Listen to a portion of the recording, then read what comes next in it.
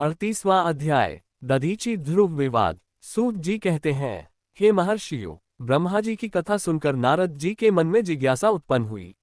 उन्होंने पूछा, भगवान विष्णु शिव जी को छोड़कर दक्ष के यज्ञ में क्यों गए? उन्होंने रुद्रगणों से युद्ध क्यों किया? ब्रह्मा जी बोले, हे नारद, प्राचीन काल में महर्षि दधीचि ने श्रीहरि को शाप दिया था, जिसके प्रभाव से वे उस समय ये भूल गए कि शिव जी ही सर्वश्रेष्ठ हैं। दधीचि मुनि और राजा ध्रुव क्षुभ पूर्व में मित्र थे, परंतु वर्णों की श्रेष्ठता को लेकर दोनों में विवाद हो गया।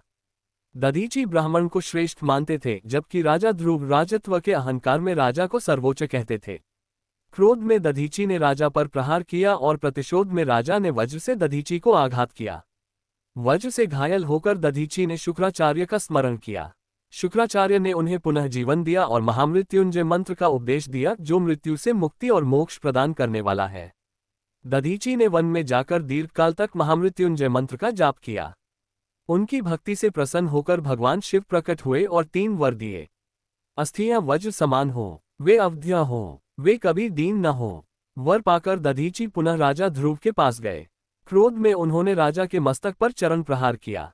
राजा ने फिर वज्र से आक्रमण किया, पर शिव के वरदान से दधीचि को कोई क्षति नहीं पहुंची।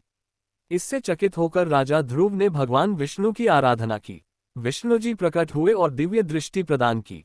ध्रुव ने अपनी व्यथा बताई। तब श्रीहरि बोले, महादेव के भक्त निर्भय होते हैं। यदि मैं दधीचि के विषय में कुछ करूं तो वे शाप दे सकते हैं। उसी शाप के कारण भविष्य में दक्ष यज्ञ में मेरी पराजय होगी। इसलिए मैं प्रत्यक्ष हस्तक्षेप नहीं करूंगा, पर तुम्हें विजय अवश्य मिलेगी। ये सुनकर राजा ध्रुव शांत हो गए।